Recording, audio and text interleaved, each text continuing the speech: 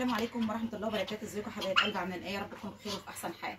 جالكم فيديو جديد النهارده، يا رب الفيديو ينال اعجابكم. بالله عليكم حبايب قلبي اللي ما اشتركش في القناه يشترك ويفعل زر الجرس على الكل عشان يوصلك كل جديد من قناتكم ولايك. قبل ما ندخل في محتوى الفيديو بتاعنا نسمي بالله ونصلي على الرسول. بسم الله الرحمن الرحيم. اللهم صل وسلم وبارك على محمد وعلى اله واصحابه اجمعين. حبيبنا ونبينا وشفانا يوم الدين محمد صلى الله عليه وسلم. النهارده معانا روتين قوي جدا جدا، يعني بصوا روتين من الاخر هتبهدل فيه احلى بهدله، بس انا اللي جايباه لنفسي وانا اللي حابه اعمل كده عشان اظبط الدنيا عندي.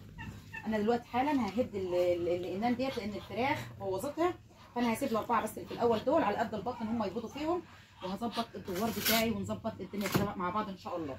يعني انا هشيل دول دلوقتي حالا اهدهم، وهمسك الدوار انضفه، وهشيل كل حاجه موجوده في الدوار عندي، لان ههد الفرن من البيت الثاني هجيبه احطه في البيت ده ان شاء الله. فهنعمل التطورات مع بعض، وهنشيل الكنسه وننضف الدنيا ونظبط الدوار، وبعدين نروح البيت الثاني نهد الفرن ونجيبه الطوب بتاعه هنا عشان بكره ان شاء الله هنبنيه. فان شاء الله اعمل لكم فيديو بالمباني بتاع الفرن، لو البنا اللي هيجي يعمله يعني هيوافق ان انا اصوره فهصور معاكم، ما وافقش هوريكم الفرن بعد ما اعمله. فان شاء الله بس دلوقتي حالا هنضف كده واظبط الدنيا، لان الدوار زي ما انتم شايفين في كركبه كتير، ودي الكنسه اللي كانت طالعه من عند الطيور، فانا سبتها عشان اطلعها بره. لما بتاع الايه السبله بس بياخد السبله كلها على بعضها. فانا همسك الدوار انضفه، وهشيل الحاجات اللي مركونه هناك ديت، وههد الانان زي ما قلت لكم، هسيب الاربعه اللي في الاول دول وهنظبط الدنيا مع بعض. فهنبدا بقى دلوقتي حالا ان احنا نشيل دول كده. بتاعتي تقيله قوي انا عشان ما تكسرش،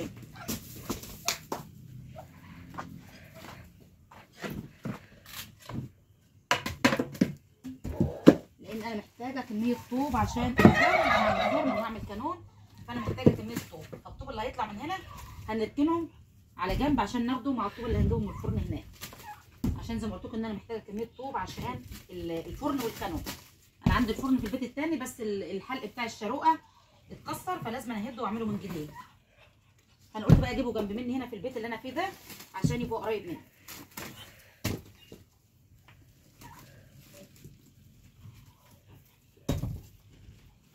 العمار بياخد وقت، انما الخراب بيبقى في ثانيه.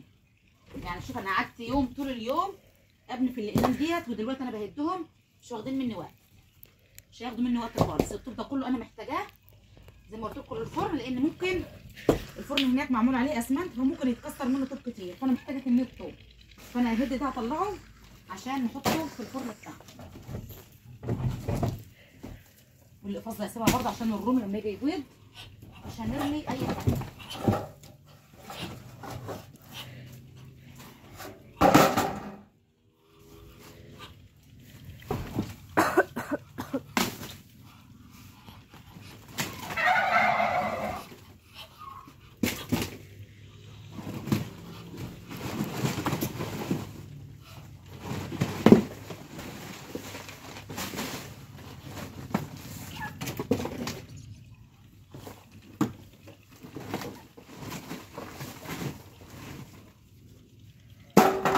حاول بقى بكره وانا ببني الفرن، شوف هيجي لنا بكره ولا بعده.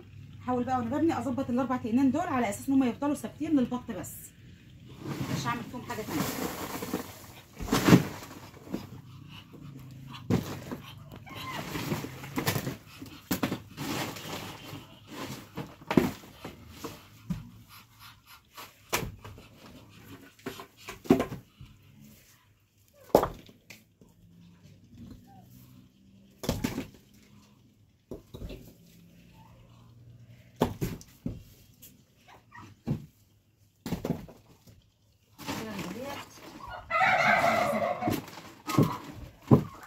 صعب هتهد الدنيا كلها.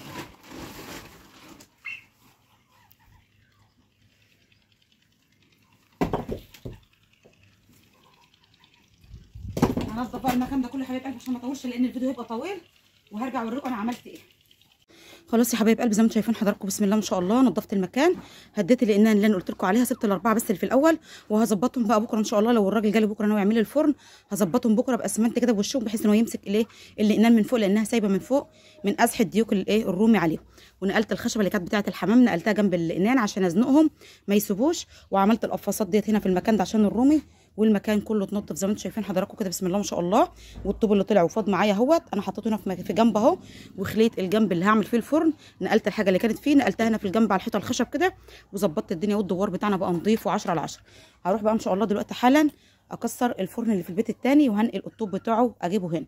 فانا هوريكم الفرن برده قبل ما اكسره عشان اللي ما يعرفش ان انا عندي فرن هوريه لكم برده الاول. في ناس كتيره متابعاني وعارفه ان انا عندي فرن بلدي في البيت التاني وقانون، بس انا هديهم دلوقتي حالا وهحول الطوب. ربنا يعيني ويقويني بقى ان انا احولهم واجيبهم هنا فوق الطوب ده، عشان لو جه بكره الصبح او بكره العصر يبقى العمل جاهز له يجي يشتغل على طول.